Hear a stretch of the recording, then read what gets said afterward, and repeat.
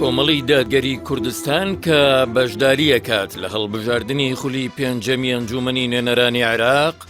بەوەی یاسای هەڵبژاردنەکان و دەسەڵاتە هەژمونگەرایەی کە زۆربەی جمگا سیاسی و ئابووری و ئەمنیەکانی خستۆتە خزمەتی کەمپینەکەیەوە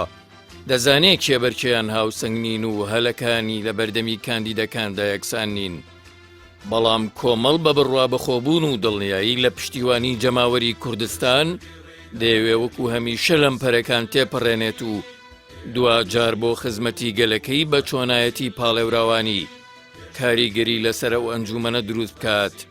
بۆ خزمەتی گەلی کوردستان.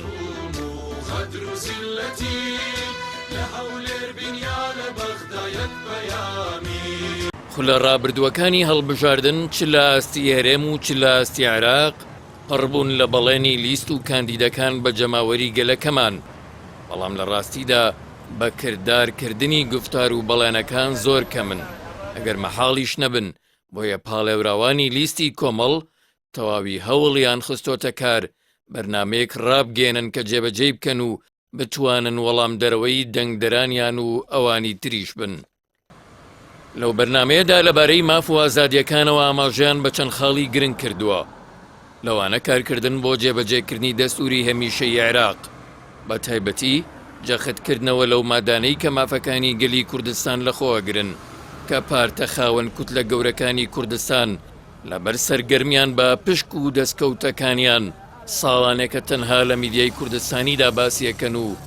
لە بەغدا بێدەنگن لێی.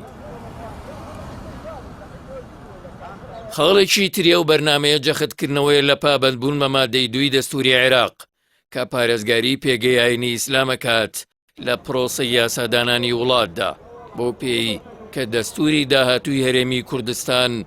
لە سایەی دەستوری هەمیشەی عێراقدا دەبێت پاراستنی ناسنامەی وڵات تەرکی نوێنەری خاوەن ئامانج و شوناسە.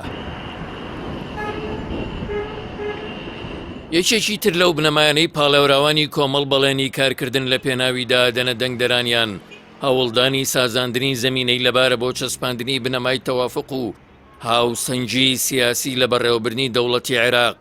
ئەوەش بۆ بەدیهێنانی ئاشتی کۆمەڵایەتی و سەخامگیری سیاسی و ئەمنی لە وڵاتدایە، چونکە بەبێ بنەمای پێکهاتن لەسەر چارەسەری کێشەکان مافی پێکهاتەکانی عێراق پێشە لەکرێ کە لە چەند ساڵی ڕابردوودا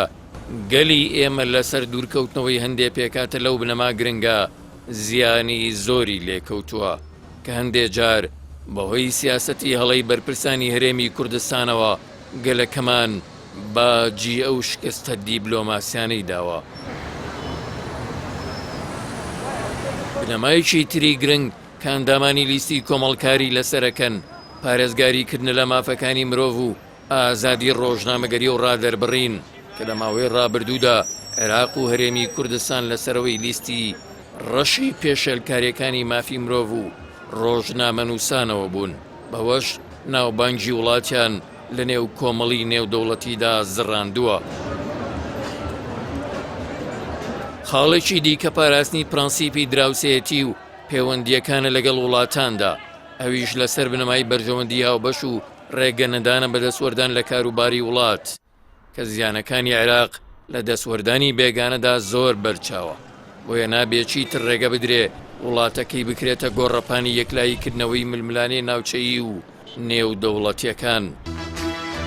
بۆ دەستەبەرکردنی و بنەمایەش کۆمەڵ جەخت دەکاتەوە لەسەر کارکردن بۆ کۆدەنگی ڕاستەقینەی فراکسیۆنە کوردیەکان لە هەم بەرپرسە نیشتیمانی و نەتەوەیەکان و ڕێککەوتن لەسەر گوتاری سیاسی هاوبەش و کاریگەر.